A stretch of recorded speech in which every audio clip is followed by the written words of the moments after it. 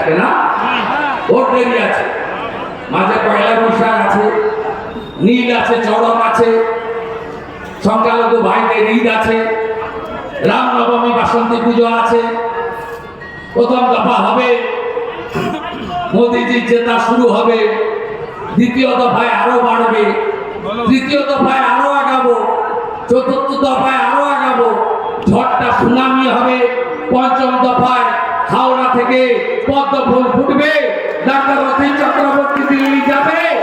এই যে এমপিটা এখানে আছে, একদিনে পার্লামেন্টে বলতে শুনেছেন, একদিনও বলতে শুনেছেন, একটা প্রশ্ন করে কোথায় কি এমপি লেডের টাকা খরচ হয়েছে কেউ পেয়েছেন, দেখেছেন?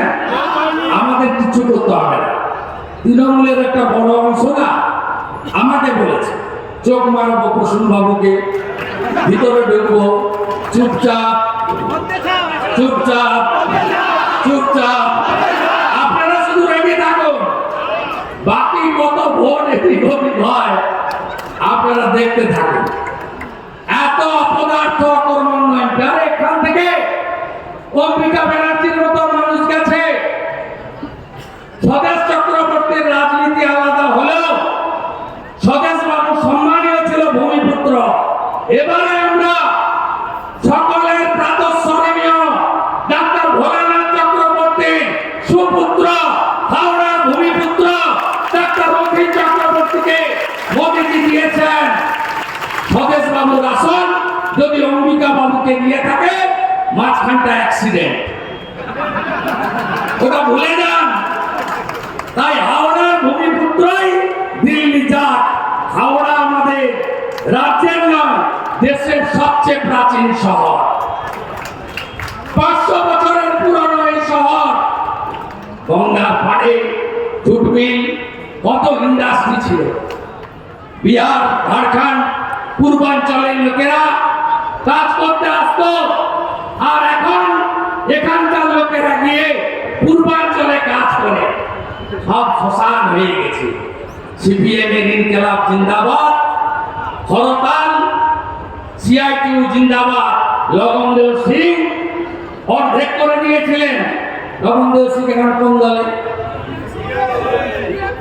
বোতল নতুন, মদ পুরানো, সবগুলো এক জায়গায় বেড়েছে। তাই এই তৃণমূলকে এবারে বিসর্জন দিতে হবে। আমি অনেক সময় দিচ্ছি, ভবিষ্যতের দেবো, অনেকগুলো রোড শো করবো, এ তো ফেডের নিচে।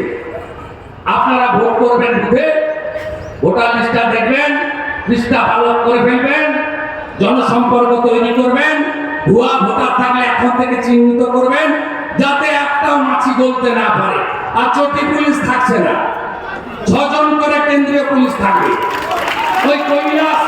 ওই কৈলাস, ওদিকে গুলশান, এদিকে গৌতম চৌধুরী, একটু ভদ্রভাবে চলবে।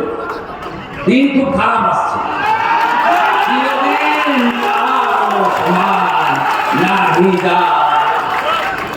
বাড়াবাড়ি করলে আগে ভোট এলেই এই চ্যানেলগুলো দেখাতো কেষ্টমন্ডল, গুড়বাতাসা, চড়াম চড়াম, উন্নয়ন দাঁড়িয়ে আছে।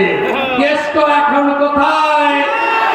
সকন্নাতি হারে গড়াগড়ি যায়। আরে গুছিয়ে রাখুন না, সব যদি লোকসভায় করবেন, বিধানসভার আগে কি করবেন? আরে মাফলার গেছে, এবারে তো সবাই চটি। দাঁড়াওয়া করছেন কেন? আরে নবান্ন থেকে দাঁড়াবেন তো, এই লড়াইটাকে টেনে নিয়ে যেতে হবে তো। সবাই বলে 2 বছর, আমি বলি 1 বছর। এমন রেজাল্ট দিন যাতে 1 বছরের মধ্যে ধপ করে ফেলে দিতে পারে, ধপ করে। তাই আমার বিরাট মা বোনেরা আছেন, সন্দেশখালীর বদলা হবে তো? বদলা হবে? মাঝরাতে পিঠে খাওয়া বন্ধ হবে তো? বদলা হবে? শাহজাহানরা যা করেছে, আমার দেবী মা দুর্গা, মা ভবানীরা, মায়েরা এটাকে সমর্থন করেন? সমর্থন যদি না করেন, শাহজাহানের পার্টি তৃণমূলকে এই নির্বাচনে উচিত শিক্ষা দিতে হবে, যাতে আর কোনো বাড়ির মহিলাকে এই ধরনের ঘটনার শিকার না হয়। ভারতীয় জনতা পার্টি তার নির্বাচনে প্রার্থী তালিকায় দেখেছেন, চাকরি দুর্নীতির বিরুদ্ধে সবচেয়ে বড় যিনি লড়াই দিয়েছেন জুডিশিয়ারিতে তার চেয়ারে বসে, অভিজিৎ গাঙ্গুলি, তিনি তমলুকে নরেন্দ্র মোদীর প্রার্থী। সন্দেশকালীন প্রতিবাদী মুখ, দলিত কন্যা, সাধারণ দরিদ্র পরিবারে এক লড়াকু মহিলা বোন রেখা পাত্র মহোদয়া, তিনি বসিরহাটে প্রার্থী। এটা বিজেপিতে সম্ভব। সিপিএম এর কথা বলবো, মীনাক্ষী শতরূপ সায়নদেরকে ছেড়ে দেয় মার্কেটে, এখানে সব্যসাচী বাবুকে দেওয়া দিয়েছে। এখন এরা এখানে বলে চোর ধরো জেল ভরো। আর মীনাক্ষীর জ্যাঠা সীতারাম ইয়েচুরি পাটনা, মুম্বাই, বাঙ্গালোর, দিল্লিতে গিয়ে একসঙ্গে কয়লা ভাইপোর সঙ্গে ইটিং মিটিং সিটিং ফিটিং করেন। তাই এই সিপিএম অস্তিত্বহীন, ভোট কাটার জন্য দাঁড়িয়েছে। যাদবপুরে ভোট কাটবে কার? আমাদের। ঘুরে বেড়াচ্ছে ওই জন্য। এরা ভোট তো মোদি করে, এরা তৃণমূলকে আনতে চায়, হাওড়াতে ভোট কাটার জন্য দাঁড়িয়েছে। আর এদের নেতারা সেকুলার বলে। আর মোহাম্মদ সেলিম ভোটার লিস্টটা খুঁজে দেখে কোথায় মুসলিম ভোট বেশি, সংখ্যালঘু বেশি। মোহাম্মদ সেলিমের বাড়ি কোথায়? উত্তর কলকাতায়। কলকাতার নেতা, রাজ্যের সম্পাদক। কেন দক্ষিণ কলকাতা উত্তর কলকাতায় দাঁড়ায়নি? আগে রায়গঞ্জে দাঁড়িয়েছিল, মুসলিম ভোট 50%, এবারে মুর্শিদাবাদে গেছে 70% মাইনরিটি ভোট আছে বলে।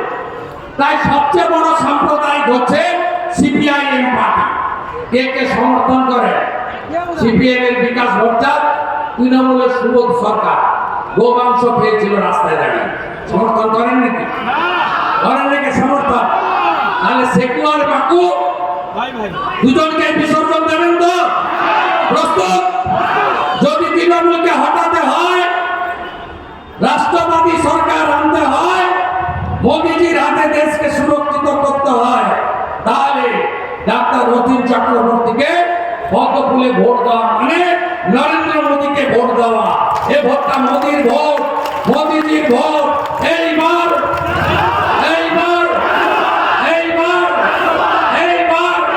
তৃণমূল মানে